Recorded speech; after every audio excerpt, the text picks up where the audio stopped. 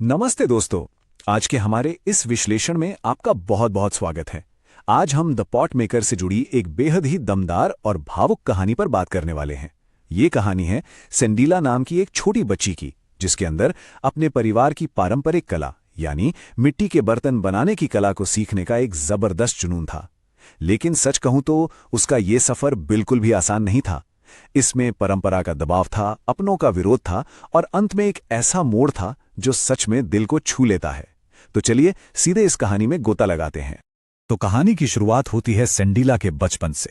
जरा सोचिए, एक छोटी सी बच्ची अपनी माँ और दादी को मिट्टी के बर्तन बनाते हुए देख रही है। उसके लिए एक साधारण सी मिट्टी का बर्तन में बदल जाना किसी बड़े जादू से कम नहीं था। वह इसे सीखने के लिए पूरी तरह से बेताब थी। लेकिन यहाँ एक बहुत बड़ी अड़चन थी। उसकी अपनी माँ एरेनला उसे ये सब बिल्कुल नहीं सिखाना चाहती थी। अब आप लोग सोच रहे होंगे कि भाई, एक माँ अपनी ही पारिवारिक कला अपनी बेटी को क्यों नहीं सिखाना चाहेगी। खैर, इसका कारण बहुत ही व्यवहारिक था। एरेनोला चाहती थी कि सेंडीला बुनाई का काम सीखे, क्योंकि देखिए, बुनाई का काम आराम से घर के अंदर बैठकर किया जा सकता है। इसमें मिट्टी या गंदगी का कोई झंझट नहीं होता और सबसे बड़ी बात, इससे पैसे भी बहुत अच्छे मिलते हैं। वहीं दूसरी तरफ बर्तन बनाने का काम सच में कमर तोड़ देने वाला था और इसमें कमाई भी ना के बराबर थी। कोई भी माँ अपनी बच्ची को इतनी मेहनत और कम पैसे वाले काम में क्यों धकेलना चाहेगी। और ये मेहनत कोई छोटी मोटी मेहनत नहीं थी। जरा इस प्रक्रिया पर गौर कीजिए।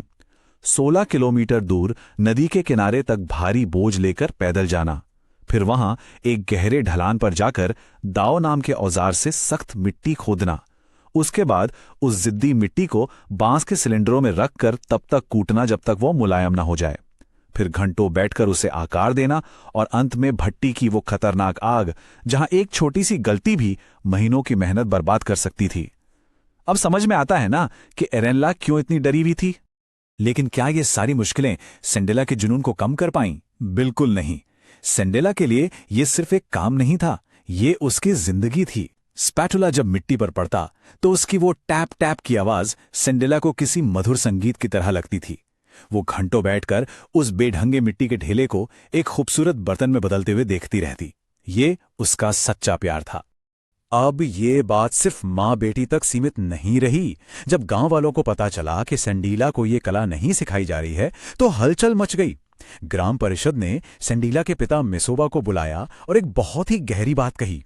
उन्होंने कहा कि बर्तन बनाने जैसी कला किसी एक व्यक्ति की निजी संपत्ति नहीं है, ये तो पूरे समुदाय के इतिहास और परंपरा का प्रतीक है और इसलिए हर माहिर कारीगर का ये फर्ज बनता है कि वो अपनी कला अगली पीढ़ी को जरूर सौंपे। आखिरकार इस सामाजिक दबाव के आगे एरेनला को झुकना पड़ा। वो सेंडीला को नदी किनारे ले गई। लेकिन फिर क्या हुआ? सेंडीला पूरी तरह से फेल हो गई। वो उस मिट्टी के ढेले को ठीक से पकड़ भी नहीं पा रही थी। उसकी मां चुपचाप देखती रही और फिर उसने खुद आकर एक झटके में वो काम कर दिया। सेंडीला के लिए वो पल बहुत ही शर्मिंदगी और निराशा भरा था। लगभग 1 साल तक यही सब चलता रहा, पर सेंडीला कुछ खास नहीं सीख पाई। तो यहां पर एक बड़ा सवाल खड़ा होता है, क्या सेंडेला कभी अपने सपने को हकीकत में बदल पाएगी? क्या उसका वो जुनून कभी एक असली हुनर का रूप ले पाएगा, या फिर वो बस जिंदगी भर दूर से देखने वाली एक दर्शक ही बनी रह जाएगी? और तभी कहानी में एक नया और बहुत ही अहम किरदार आता है, ओनुला। जब सेंडीला परंपरा के अनुसार लड़कियों के छात्रावास में रहने जाती है तो ओनुला नाम की एक बहुत ही दयालु विधवा महिला की नजर उस पर पड़ती है। एक शाम जब बाकी सब लोग बाहर गए हुए थे, ओनुला ने देखा कि सेंडीला छुपकर बर्तन बनाने की कोशिश कर रही है और पूरी तरह से संघर्ष कर रही है। अब देखिए, एक सही मेंटर कैसे सब कुछ बदल सकता है। ओनुला उसके पास आती है और बहुत ही प्यार से उसे सिखाने की बात कहती है। ओनुला का वो थोड़ा सा प्रोत्साहन और विश्वास सेंडीला के अंदर जैसे जादू कर देता है। उसमें अचानक एक गजब का आत्मविश्वास आ जाता है और उसी दिन सेंडीला अपना पहला एकदम बेहतरीन और खूबसूरत बर्तन बना लेती है। ओनुला ने सेंडीला को सिर्फ हौसला ही नहीं दिया, बल्कि उसे अंदर की बारीक तकनीकें भी सिखाईं। उसने कहा, अगली बार अपनी माँ के बाएं हाथ और स्पैचुला की गति को ध्यान से देखना कि बर्तन का मुंह बनाते समय वो कैसे धीमी हो जाती हैं और किनारे पर वो लंबा सा मिट्टी का टुकड़ा कैसे जोड़ती हैं। ये वो छोटे छोटे रहस्य थे जो सेंडीला ने पहले कभी नोटिस ही नहीं किए थे। ओनुला की इस सलाह ने पूरी कहानी पलट कर रख दी। अगली बार सेंडीला ने अपनी मां को एकदम ध्यान से परखा। और फिर एक दिन एरिनला ने सिर दर्द का बहाना बनाया। उसने सेंडिला को शेड में बिल्कुल अकेला छोड़ दिया और कहा, चलो आज तुम खुद बनाकर दिखाओ। देखा जाए तो यह एक मां द्वारा अपनी बेटी की ली जा रही अंतिम परीक्षा थी।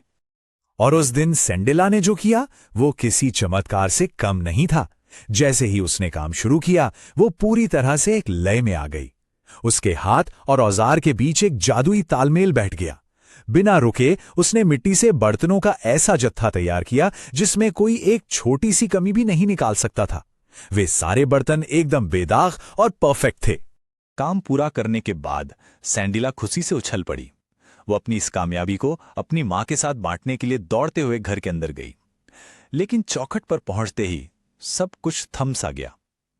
उसने देखा कि उसकी मां जमीन पर बेसुध पड़ी हैं। उनकी सांसें रुक चुकी थीं। जरा सोचिए, सैंडिला की जिंदगी की सबसे बड़ी जीत का दिन एक ही पल में उसके जीवन का सबसे बड़ा दुख बन गया। अंतिम संस्कार के समय सैंडिला अपनी मां के पार्थिव शरीर के पीछे रोते हुए जो कहती है वो सच में बहुत गहरा है। उसने कहा, मां, मैं नहीं चाहती थी कि ऐसा हो, ये बस अपने आप हो गया, मुझे माफ कर दो। वहां खड़े लोग हैरान थे कि आखिर सैंडिला किस चीज की माफी मांग रही है, लेकिन ओनुला बिना कुछ कहे सब समझ गई थी। और ओनुला का वो शक तब यकीन में बदल गया जब उसने वापस आकर उस शेड के अंदर देखा। वहां बर्तनों की दो बिल्कुल एक जैसी कतारें रखी थीं। कोई इंसान ये बता ही नहीं सकता था कि कौन सी कतार मां ने बनाई है और कौन सी बेटी ने। वे बर्तन इस बात का चीख चीख कर सबूत दे रहे थे कि सेंडिला ने अपनी मां की महारत को न सिर्फ छू लिया था, बल्कि वो खुद एक मास्टर बन चुकी थी। तो दोस्तों, ये कहानी हमें अंत में एक बहुत ही गंभीर और सोचने वाले सवाल के साथ छोड़ जाती है। किसी कला में महारत हासिल करने की असली कीमत क्या होती है? सेंडिला ने अपनी मंजिल तो पा ली, लेकिन उसे अपनी मां को खोना पड़ा।